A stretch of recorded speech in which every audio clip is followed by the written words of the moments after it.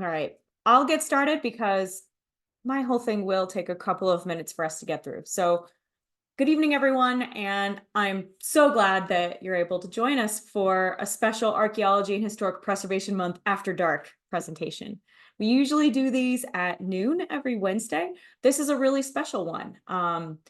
The Bureau of Land Management, Audrey Pefferman, and Jason Chuipka from Woods Canyon Archaeological Consultants, along with my boss, Chris Merritt from the Utah State Historic Preservation Office, came to us early and said, we have this really hot new research topic and this really important new, volume that's about to be released into the wild. Would this be something that's appropriate to talk about for Archaeology and Historic Preservation Month? And I could think of no better time to introduce this to everyone. So I'm really excited tonight. This is fresh new archaeological research, and I hope you guys all enjoy it. So this is our after hours presentation, but hopefully you guys know that each Wednesday in May at noon, local Utah time, we host an archaeological brown bag webinar. It's hosted by the Utah State Historic Preservation Office, the Utah SHPO, and often by me, Elizabeth Hora. I'm public archaeologist for the Utah SHPO. All of these webinars feature researchers and people who are working in the fields of archaeology and historic preservation. And we love to be able to bring this to the public so that a lot of the good work that we're doing and that, folks around the state and even around the world are doing can become accessible for folks. Before we really dive into our presentation tonight, I want to talk for a brief minute about how to participate in the presentation. This is a Zoom webinar, which means that your video and audio are automatically turned off. At the bottom of your screen, you should see a tray, and you're going to have a few things in there. You're going to have a Q&A panel. You can use this at any time to ask questions of our presenters. Our presenters will be able to answer it either live on air, or they can opt to type messages into that Q&A panel and sort of answer them on the fly. Since we do have 3 people on our panel tonight, it'll be really great to be able to use both of those options. We also will have a chat box. That chat box is really great when you want to talk to other people who are in the room. We will have dozens and dozens of people here tonight. A lot of folks wanted to see this. And so if you have experiences in this area, remembrances, or other information, or even if you just want to give an attaboy to Jason, that chat box is the best place to do it. If you have questions, please use the Q&A. It helps us find them. We do want to try to leave no question unanswered. The last option is during the last few minutes of the presentation, usually about 10 minutes, we have a dedicated Q&A period. During that time, if you would like to click the raise hand button, then I'll know that I can call on you. I can take you off of mute and you can ask your question using your own voice and in your own words. That's often a really great option for some folks. So now that we have all of that out of the way, we can get moving. So tonight's presentation is going to introduce you to a sacred landscape known as the Great Sage Plain, and Jason Chuipka will be our guide. This project is a partnership between the Utah SHPO, headed by Chris Merritt, and Audrey Pefferman of the BLM Monticello Field Office. The two of them decided that this area needed to have better scholarly research to understand the entirety of the archaeological signature of the region. And so they found some money, particularly the BLM was incredibly useful on that, to partner on this project to hire a consultant to help us all understand the Great Sage Plain. And that consultant is Jason Chuipka, our presenter tonight. He's a professional archaeologist who has been working in the Four Corners for nearly 30 years. In that time, he has conducted numerous archaeological surveys and excavations that range from single-day projects to projects that are spanning many years at a time. He is co-owner of Woods Canyon Archaeological Consultants, and we are absolutely delighted to have him with us this evening. So whenever you're ready, Jason, you can take it away. I will share the screen.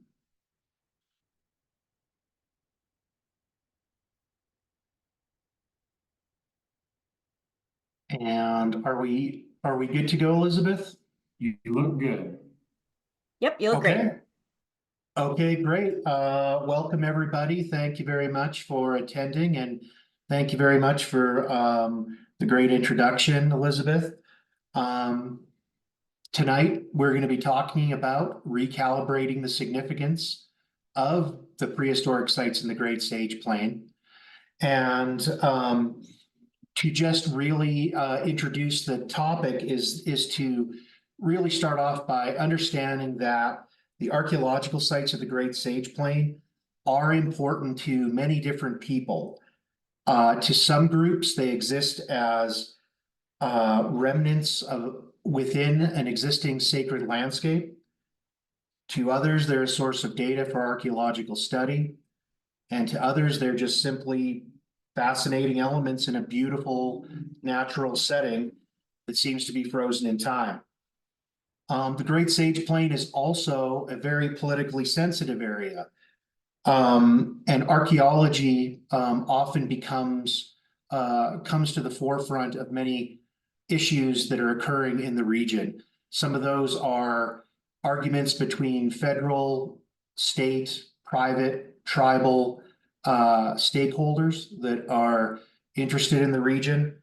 And really, it's an area that more recently has not only been gotten regional coverage, but national and international coverage with the recent reinstating of the boundaries for the Bears Ears National Monument. And it's really a place where there's ongoing challenges for managing those perspectives from all of those people that value this landscape.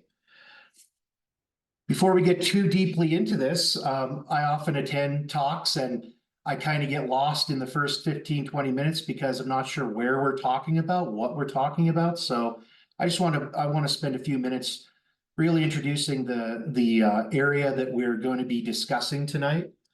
And the Great Sage Plain is defined by what you see on the screen here, this red loess deposit that caps many of the mesas in the area. And these are, loess is a fine mineral-rich material created by erosion and accumulated via wind deposition across this landscape. And geological studies have shown that this occurred during the late Pleistocene, the deposition of this loess, starting about 50,000 years ago. This is wind-borne material with a big source coming from the San Juan River Valley in southern Utah. And that with fluctuations, the loess really has been accumulating up until about 6,000 years ago. And so when we talk about the Great Sage Plain, we're really talking about the areas that are in red or pink in this map. And as you can see, it's just north of the Four Corners. There's some modern towns on this map to kind of orient you with what that area is. But it spans the border. A good portion of it's in Utah. Maybe 2/3 of it expands into Utah, with a third of it in southwest Colorado. And if we define it by just looking clockwise, starting from the 12 o'clock position, that we're really looking at where the mesa tops of the Great Sage Plain drop off into Dry Valley. That's northward, you'd end up in Moab, Utah. As you keep going east, the Great Sage Plain is bound by the Dolores River Canyon. That is the is the blue line on the map here, extending north from Dolores, Colorado. The southern boundaries, McElmo Creek and the San Juan River Valley.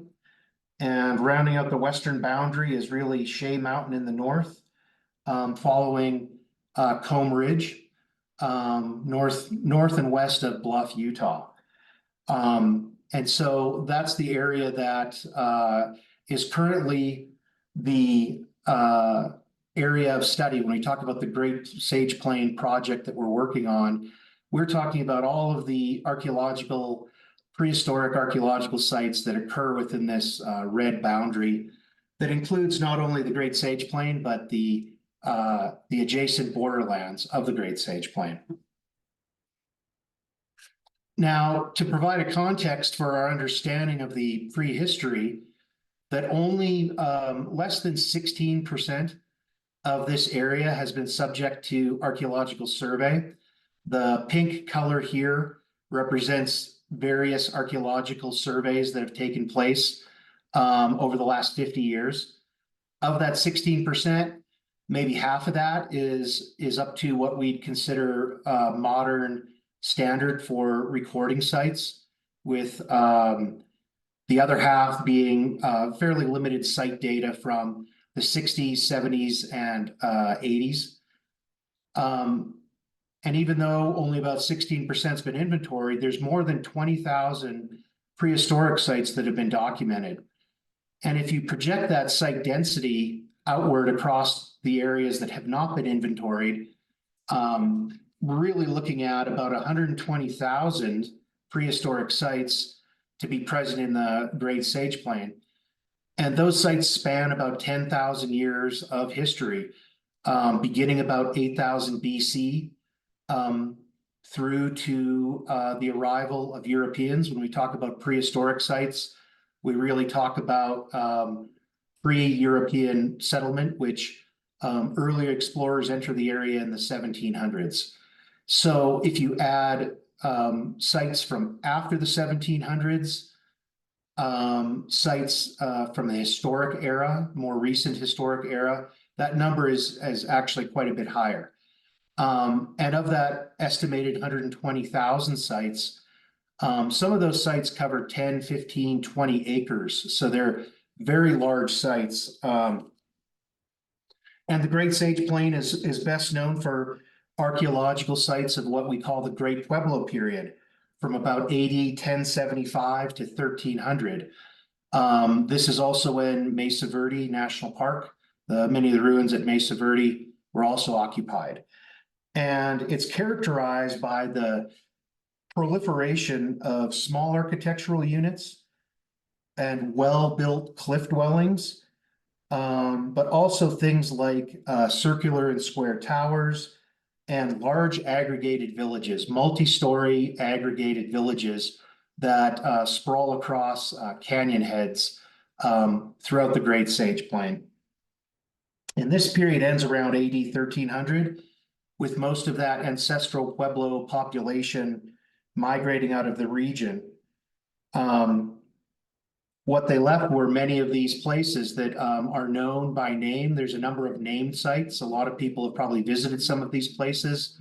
Yellow Jacket Pueblo, Nancy Patterson Ruin in Montezuma Creek, Painted Hand in Canyons of the Ancients National Monument, on and on. The list is, there's literally hundreds of sites that have these kinds of spectacular ruins. And they were abandoned around the 1300s, with less intensive occupation after that, but continued use and occupation after the AD 1300s. But it most definitely, through that Great Pueblo period, was the time when most intensive occupation, and what people are most familiar with from the region, the pottery, the masonry structures, the well-preserved towers. That's attracted a lot of people, variously from tourists to archaeological researchers. And to get more specific on the archaeology, is that this red outline is the same outline from previous slide of our study area that encompasses the Great Sage Plain. And where we are is during the formative period, the period when agriculture first enters into the region, sometime after, really after 500 BC, really around the Basket Maker II period, starting around AD 200 and thereafter increasing. That there's really there's three subregions of the Mesa Verde study area. It can be considered the Mesa Verde culture area, really focused on Mesa Verde National Park proper, which is kind of towards the center of it. but it's this area north of the San Juan River. And the Great Sage Plain Study Area encompasses both the central and the western portions of the Mesa Verde culture area. Those divisions are based on there are differences in architecture, artifacts, site types, and hence the subdivision into these three. There's not really a hard boundary. They are kind of overlapping with some frontier zones between them, but I just want to point out here that what you really see Montezuma Creek up towards Monticello, that Montezuma Creek really is a boundary forming the boundary between the central Mesa Verde and the western Mesa Verde. And you really do see differences on either side of Montezuma Creek. So introducing our current project, Elizabeth had introduced both the Utah State Historic Preservation Office and the Bureau of Land Management that had awarded Woods Canyon this contract to develop a synthesis of the archaeological data to help provide a context for current and future studies in the region. The documents also intended to refine criteria to help guide preservation of prehistoric sites on the Great Sage Plain in both Colorado and Utah. What currently happens is each state kind of silos archaeology, kind of ends at the border. And so we have some data that summarizes and compiles information from Colorado, and we have information from Utah, but we don't have documents that kind of erase that modern state line to really look at the whole, to look at the Great Sage Plain as this center of gravity in the Four Corners region. And so the current project title is on this slide, that we're really looking at this period from 8000 BC to AD 1750. And that's the first European explorers start to make inroads into the region. And so we're really looking at the period looking up to that. And it's really got two dual purposes. On the one hand, it's an academic study that we're looking at the context for archaeology on both sides of the Colorado Utah state line to develop a more consistent terminology, site type framework for identifying types of sites, categories of sites.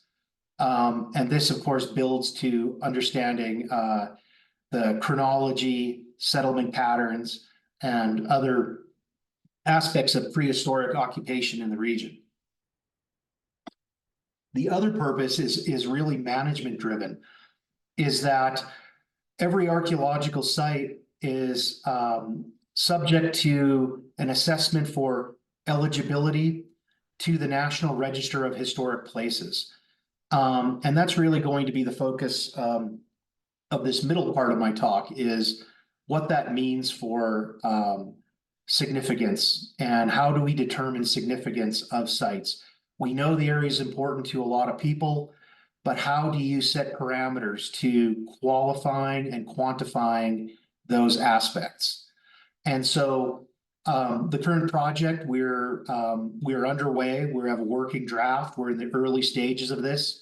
And we're looking at how to integrate these two aspects together to create this document to be used for these dual purposes. You really can't separate. These are really two sides of the coin, that you have to have an academic understanding of the archaeology. And you also, in order to have management, is to be able to separate what is and what is not significant to for management purposes. And that gets a little bit, we'll get into that a little more specifically here. There's about 10 different talks kind of squished into this this aspect right here, because it's a point at which a lot pivots on preservation in the United States. So when we look at the project, we're really, we have two themes. We're structuring all of our work around two themes. One is archaeology. We're looking, understanding that archaeology is a theme that is the Western scientific study of material culture to understand the past.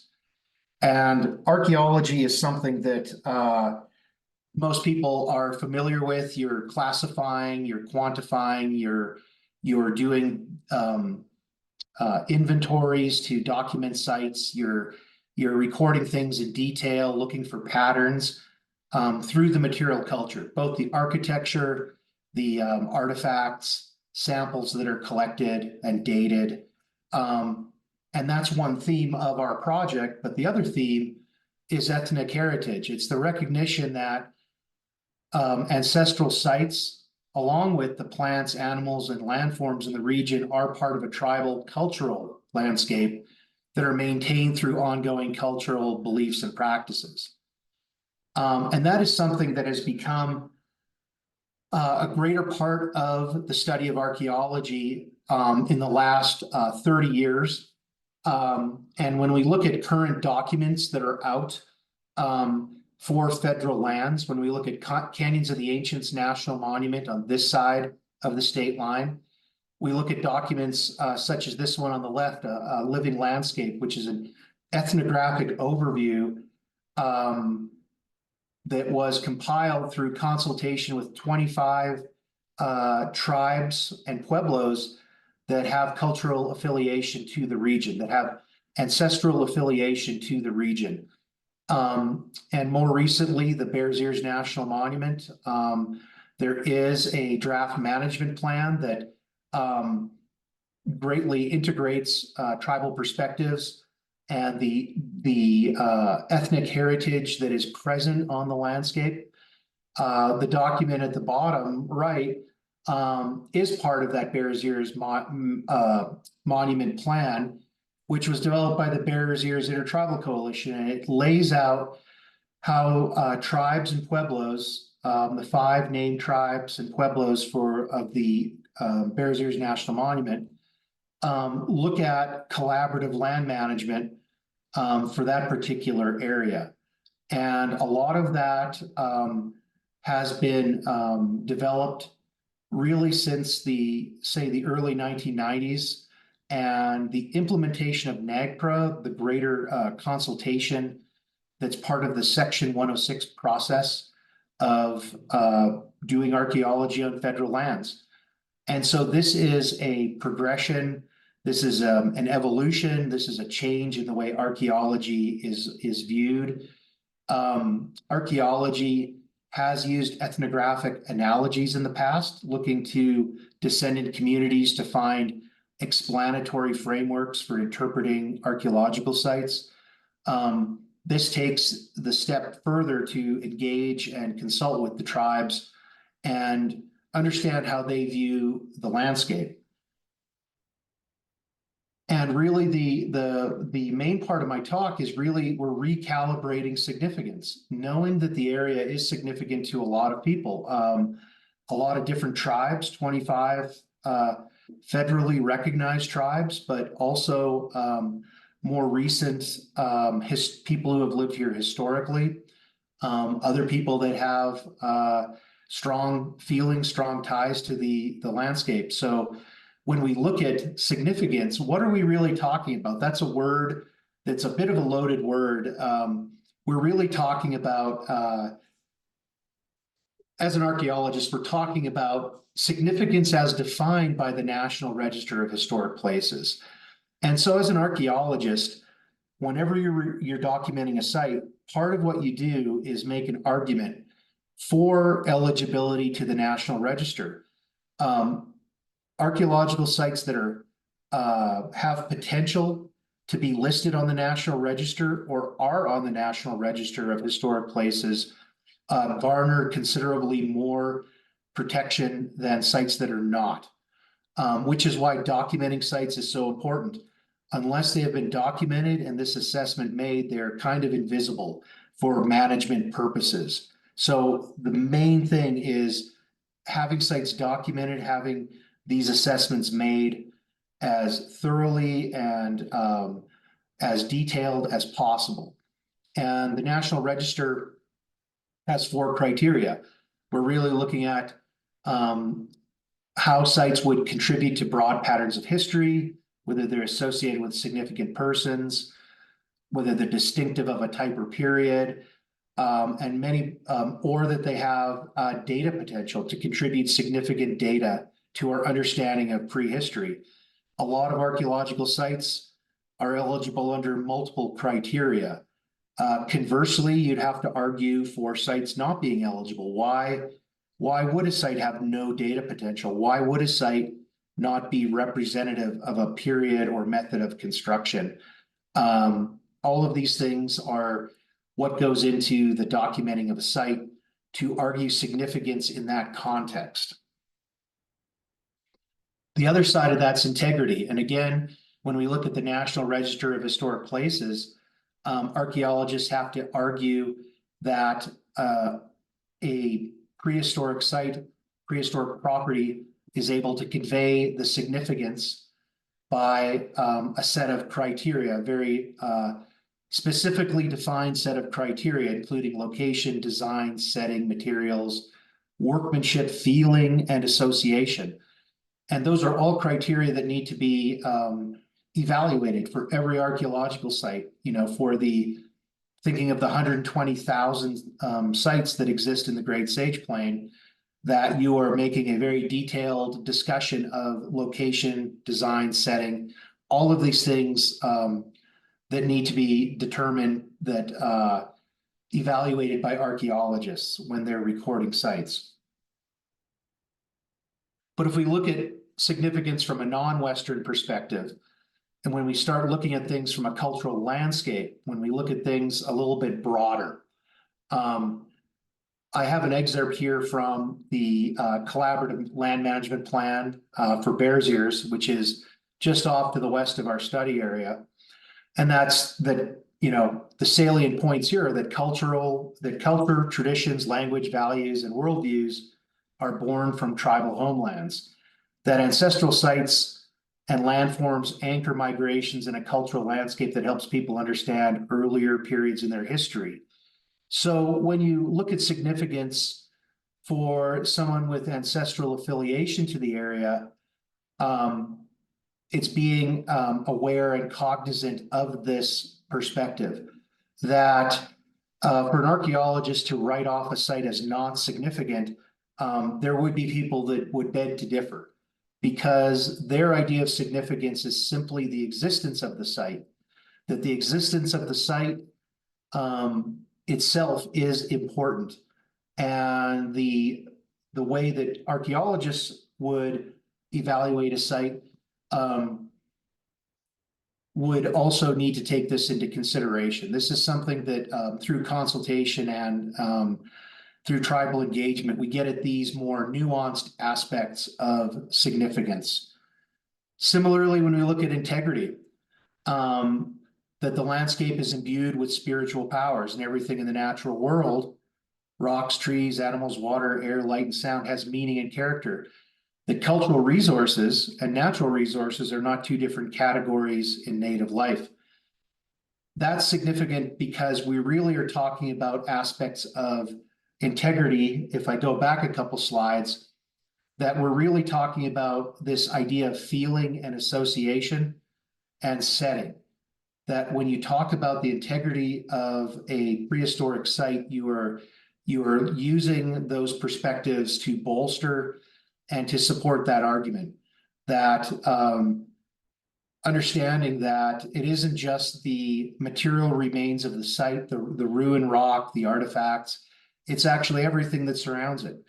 So when you talk about the setting of a site, it's or the aspect of integrity, it's important that the areas around the archaeological sites as defined by archaeologists are also not affected, that would have an adverse effect to the integrity of an archaeological site in the Great Sage Plain. And really what we're talking about, hold on a sec. is that we are trying to reconcile two different paradigms when we talk about significance. So when we're recalibrating significance, we're really looking at these two different paradigms. So from the top of the page, we are looking at the ancient past, moving to the present as we go down. And on the left, the Western scientific perspective is archaeologists look at a place as having a place on the landscape as having an inhabited phase. That's from an anthropological perspective, from a behavioral archaeology or new archaeology perspective, that the inhabited phase can be reconstructed through study of material culture. That you are using the physical remains to understand what the inhabited phase looked like, how people interacted with each other, population levels, culture, ethnicity, all being inferred from this inhabited phase. Archaeologists, using the Western scientific perspective, these places, once they're abandoned, there's a historical phase where these are places that are remembered by people who still live in the area. They may not be living in the site, but they are living in the area and have this historical connection to it. They have more direct ties to a place. And once that is over, you really have an archaeological phase, which is represented by a prehistoric site. Archaeologists define sites as the material remains of that inhabited phase. So archaeologists and in Western science, that we're really looking at material remains as sources of data to reconstruct past lifeways, to understand how the past, how people of the past lived, and understanding the environments they lived in is part of it, understanding technologies they used as part of it. But Western science looks at, it's very data driven. These are all data points. When you look at a non-Western perspective, and I use that term very specifically, it's to be counterpoint to a scientific perspective, that science is about hypothesis testing, the collection of data, formulation of theories. A non-Western perspective is not that. There's an understanding of an inhabited phase and historical phase, just like in Western science, but there is this aspect in not just native culture, and this is even, beyond the Great Sage Plain, but that there are perspectives that see places, that they're places of the ancestors, that they still have a spiritual aspect, that these are tangible places in traditional history, that this is explained in a variety of ways by different pueblos and tribes, but basically that these aren't abandoned and forgotten. These are actually places that still are salient, have information, have meaning, have power in the present day. And so this is often presented as saying, well, it's, the past, there's no difference between the past and the present in some non-Western ways of thinking. That's not exactly true. It's this understanding, it's a little more nuanced, that there is a difference in these places. They're still important to the culture. And they're understanding that they are part of the past, that they are, for example, markers of migrations. Both Hopi and Zuni will talk about footprints of the ancestors, that you have places that are traditional histories manifest. You have the physical remains of those traditional histories. And for that reason, they are very important. They are the history. They are the source, the origin for the culture as it exists today. And so these are two different paradigms that a generation ago, archaeologists were very much sticking to the lane of Western science, data only. And there is an increased understanding that non-Western perspectives can help in both interpreting sites, but also in managing sites, managing places in a way that is outside of the Western scientific way of perhaps dividing things into smaller components. In the Western world, say the way that lands are managed, things are segmented, whereas in non-Western perspectives, there's a more holistic landscape level evaluation. So this is what our brains look like here in 2024. It's a post-COVID world, but even before COVID, is that we're recalibrating significance. What is significant? How is significance evaluated here in 2024 with all the work that's been done to understand tribal perspectives, to have a much broader understanding of the extent of archaeology in the region, all the political aspects that go into understanding the views of people who have a tie to the area. And so when we recalibrate significance, we're really broadening our perspectives. We're not replacing one perspective with another. We're really not prioritizing one perspective with another. And what does this really mean for archaeology in the region? Really, what it means is that more sites are potentially eligible to the National Register under Criterion A, which is association with broad patterns of history. Without getting into the too much of the nitty-gritty of the National Historic Preservation Act, the way Criterion A is defined, they're really talking more about written histories and native culture in the area.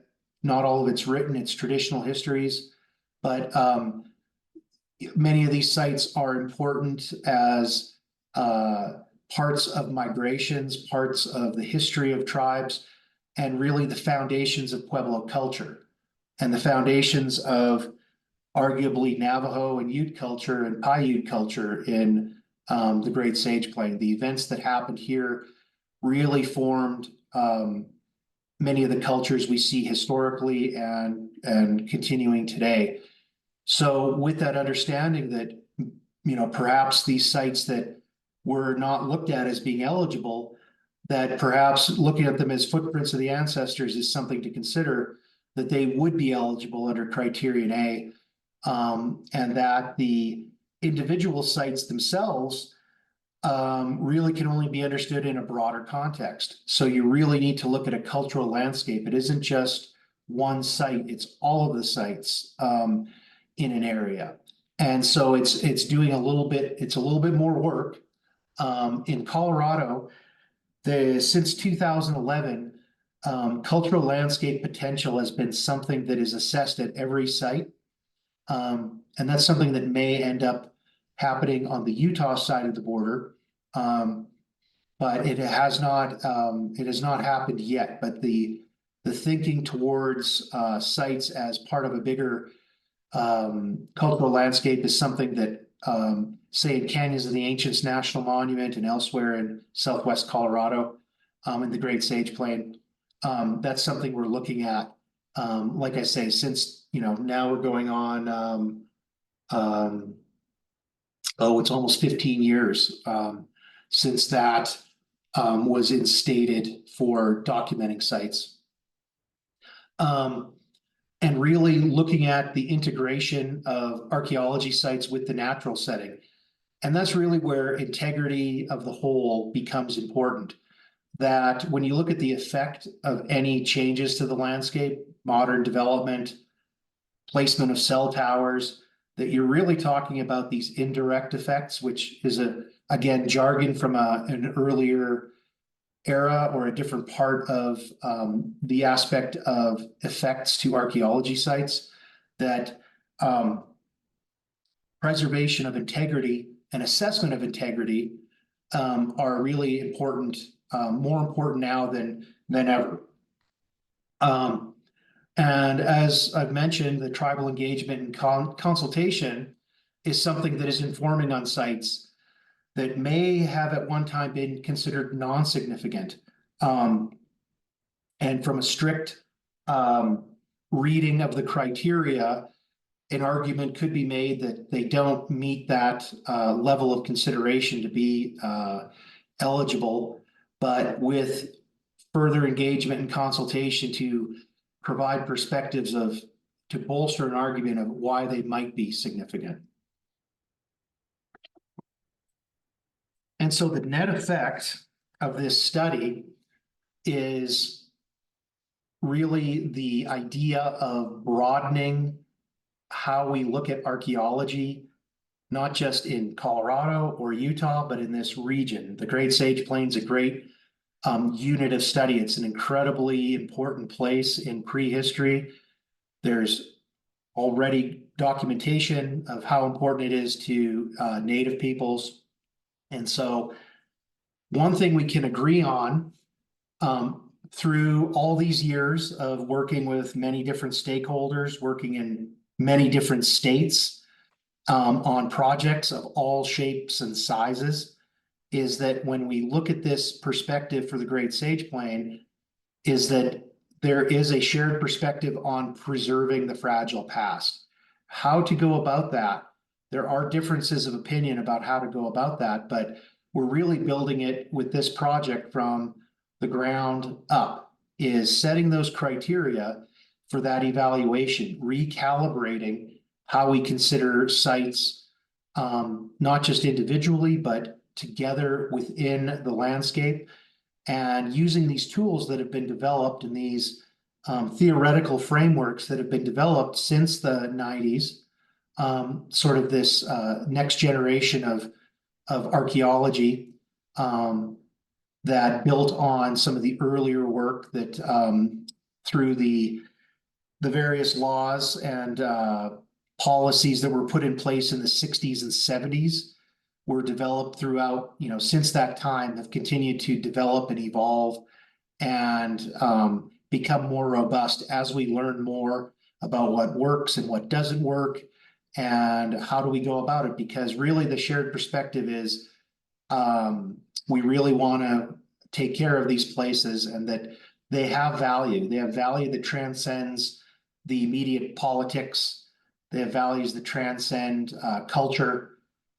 They are something that can be appreciated on multiple levels. So we're hoping to encapsulate that in our study, as well as summarizing, all of the data that has been accumulated over the years in the area. So with that, I can take questions, and I just want to say thanks again for everybody.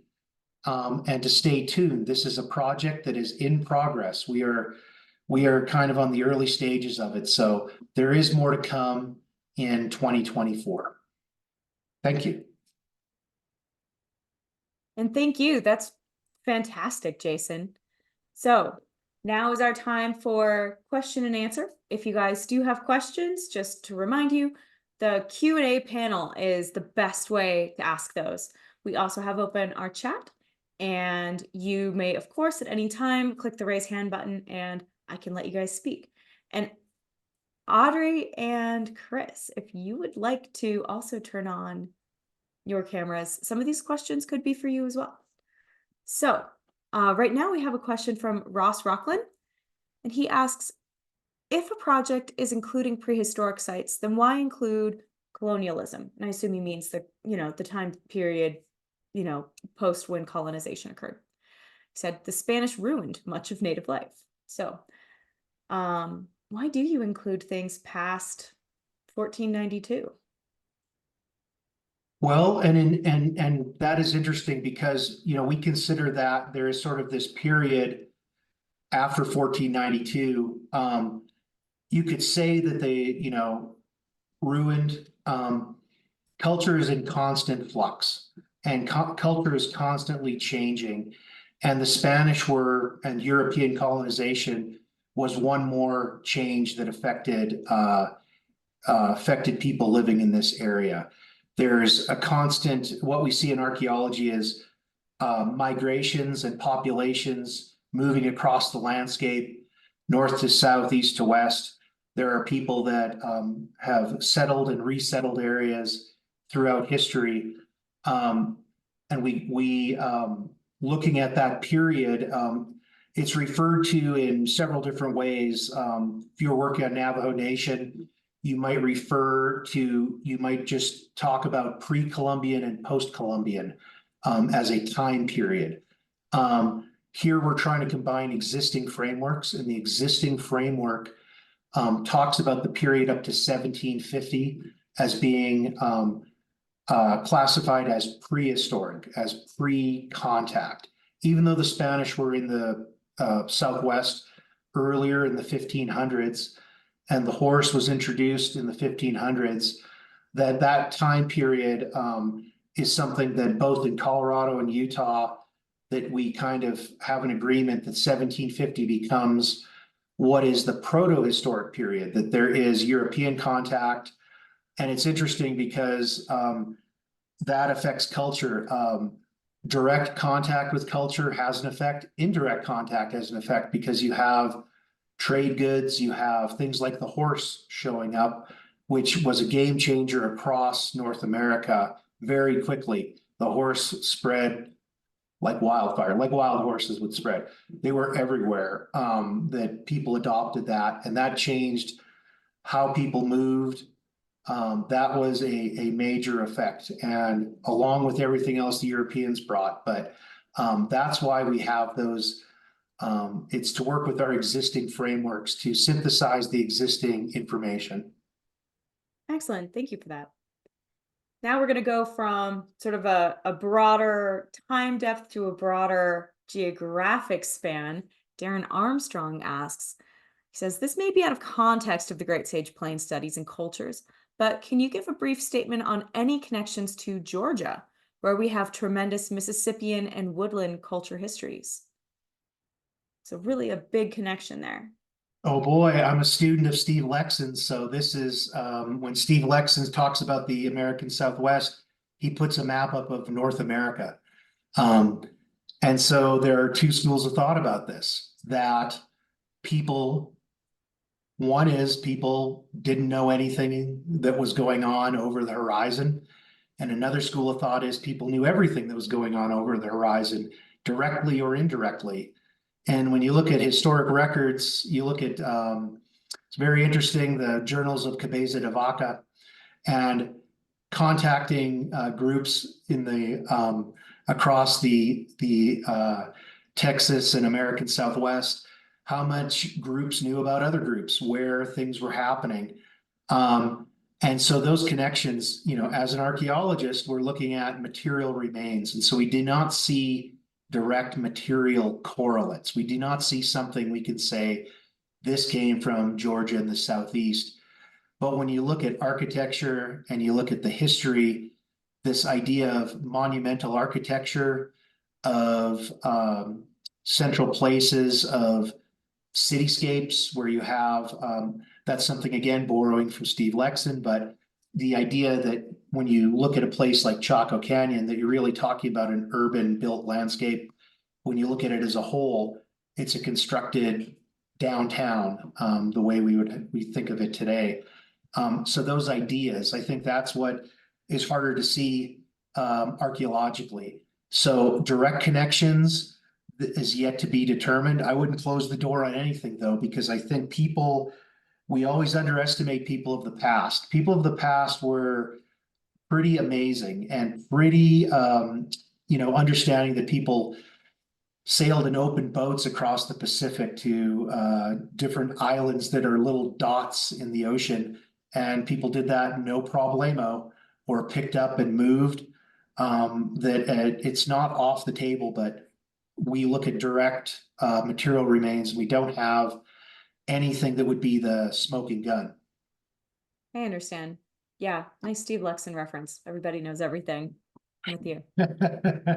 Everyone thinks they're getting a talk about Chaco Canyon and it's a map of North America, and we're going to talk about St. Louis for 20 minutes. So it's good to kind of get people thinking bigger perspectives like that. Whether he's right or wrong, it's a good exercise. Is don't discount the human capacity for exploration. Absolutely. Vint de Gras asks more of a management question. He says, I can see this study being completed on federally managed lands, but how is this being accomplished on private lands? Yeah, that's always the question. And part of when we look at what has been inventoried in the area, a lot of the black holes are private land. And so even though private land, anytime, I mean, that's a difficulty in the United States, is that private land, the archaeological sites are considered the property of the landowner. Um, However, on private land, I'm working on a project right now that's on private land, but it's subject to the same parameters and the same assessments as if though it were federal land, in that the way sites are evaluated at the state level mirrors the federal land level as well, that you're assessing eligibility and what needs to be done to mitigate effects if there's a development. But that is an ongoing challenge because a lot of looting, destruction of sites goes unpoliced. The Great Sage Plain, it's geographically, it's a humongous, 1.7 million acre study area. But the topography in the area, there's more acres. There's with all the canyons, with all the topography that's out there. There's a lot of private land where archaeological sites have not been documented and may never be documented. And in some ways, it's hindering a full understanding of archaeology. And that's sort of beyond our current project. There's a lot of part of the politics. A lot of people are afraid that if archaeologists study the archaeological sites of their property, somehow there will be state or federal seizure. And that's not really the case. It's still private property. And so nevertheless, there are those concerns, but so we're looking at a primarily federal land, and a lot of the Great Sage Plain, a lot of the most prime farmland is still under cultivation. So, recently we're working on private land projects here, and we see those anytime there's state dollars involved or federal dollars, Section 106 of the National Historic Preservation Act kicks in, and we are able to look at the archaeology on private land. But that's a really good point. That is that came up recently from the BLM. We were having, we're bandying this about, well, how do we deal with the private land aspect? Thank you. And Chris, was your hand raised in response to this? Awesome. Yeah, and I'll just add on to what Jason said for Vint and the rest of the folks is this particular project is really a research project at the desktop. So not really any field work is occurring to supplement the data. The reason I wanted to interject is all archaeological site information, both on the Utah side of the border or the Colorado side of the border, the SHPO office, the State Historic Preservation Office, has the master data set for all of this site information, regardless of land jurisdictions. And so, Jason and Woods Canyon is working with our office and our compatriots in Colorado to get access to as much of that data as possible, regardless of that land ownership. Because just as Jason was mentioning, while most of the information we do have is on federal land, we do have large swaths of private land, state land that had additional inventories completed for a variety of reasons, whether it's oil and gas drilling, vegetation projects, conservation projects through NRCS. There is other ways that we get data from private land, and it still is maintained in our protected databases.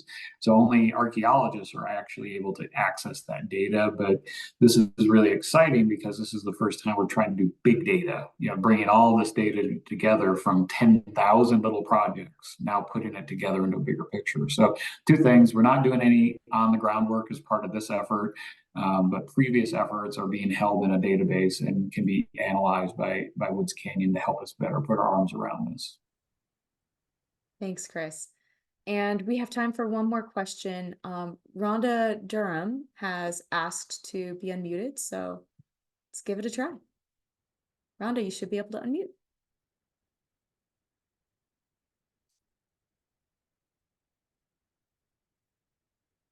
Okay, and we do have another question in the chat. Rhonda, if you are able to, you may pop in. But Lisa Nelson asks, how much archaeology has been done in the Dove Creek area? Well, I'll answer that quite a bit, and quite a bit from oil and gas and seismic work. So quite a bit of survey work for that. And there's projects that, as an archaeologist, we often work on projects that never go anywhere. They do scoping. And in the Dove Creek area, some projects, the amount of archaeology has not put a stop to, but has been a consideration on some projects that, well, it would entail disturbing 100 archaeology sites. We don't want to do that. That is, both has a greater destructive, being more destructive than they want to be. Plus, it's pretty, it's not great PR if you are destroying sites for your project. So, in terms of land area that's been surveyed, there's been a number of sites excavated. Some of the earliest sites going back to the 20s and 30s in the Dove Creek area, between Dove Creek and the Dove Creek Cajon, down towards Cortez. That is, starting in the late 1800s, there was archaeologists out there. And in the 20s and 30s, Paul Martin and some very well-known archaeologists were working in that area. We're working in that area right now. We're out by Cajon. There's a few pipelines that cross that area. And there's been a number of seismic exploration projects that the seismic's ahead of any sort of development. Kinder Morgan is a company that has funded a lot of work out there because they have facilities and for CO2. And so a lot of what we know about archaeology in the area has to do with development projects, whether they go or not. Scoping for everything from wind power, solar power, drilling for oil and gas, you name it. There's all kinds of studies that are done. So relative in the area, quite a bit of work. Relatively for the Great Sage Plain, quite a bit of work. But when you look at it in the big picture, it's still a drop in the bucket. It's 5–10% of the land within the Great Sage Plain. All right. Well, thank you so much, Jason. And thank you to Audrey from the BLM Monticello Field Office and Chris from the Utah State Historic Preservation Office for getting together and making this project happen. This is really exciting. And like your last slide said, Jason, there's more to come in 2024, and we're excited to see it. So thank you all for joining us tonight. If you like this sort of thing, good news, this is a confluence of the brown bag webinars and the Four Corner lecture series. So I'm putting that information in the chat right now. You can go to both, I would say, not just either, but both of these websites. For Facebook, you just search for Four Corners lecture series. For SHPO, it's ushpo.utah.gov/AHP month. And you're going to find a lineup of a lot more online lectures and in-person lectures just like this.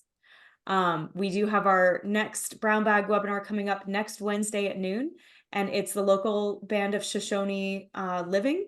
That is actually by Brad Perry, who is the current vice chairman of the Northwestern Band of Shoshone. So that's going to be a nice complement to what Jason was talking about here tonight. It's in a different area, but it's still that sort of like, how do people who are descendants of the people who made these sites, how are they building and interacting on what's come before them? So that should be pretty cool. Thank you all again. very excited to have you tonight, and great job, Jason. Appreciate you guys being here.